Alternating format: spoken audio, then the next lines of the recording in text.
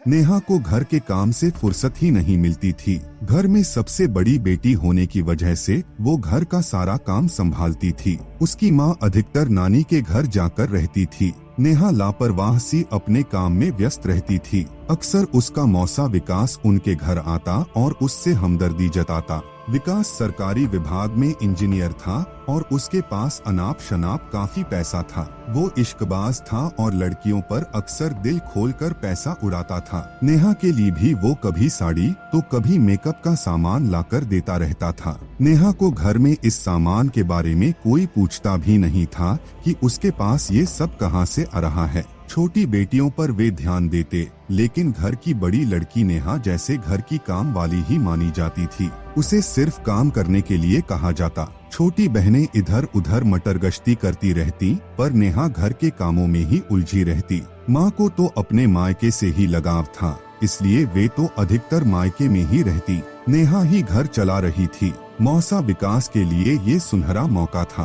वो जब तब आकर नेहा से परांठे बनाने को कहता, कभी आमलेट बनवाता। सामान वो खुद ही लेकर आता।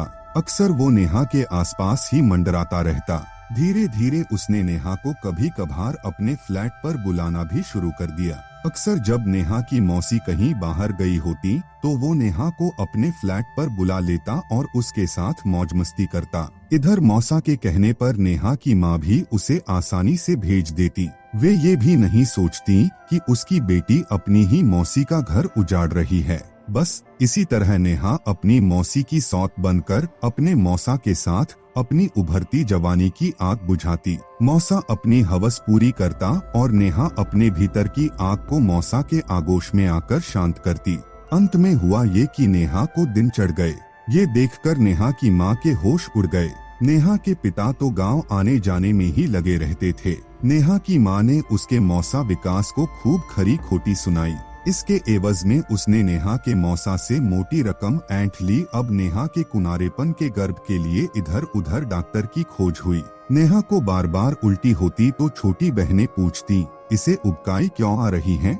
आखिर नेहा की माँ ने अपनी भाभी के साथ जाकर शहर की नर्स पारुल की शरण ली। उसे मुंहमांगी रकम दी। पारुल इस काम के लिए शहर में जानी जाती थी। किसी भी कुनारी लड़की का अनचाहा गर्भ यदि गिराना होता तो यही एकमात्र नर्स थी जिसके पास सुरक्षित गर्भपात किया जाता था। आखिर नेहा का गर्भ गिरा दिया गया क्योंकि विकास ने नोटों की गड्डी दी और पारुल नर्स एक अनुभवी चिकित्सक थी।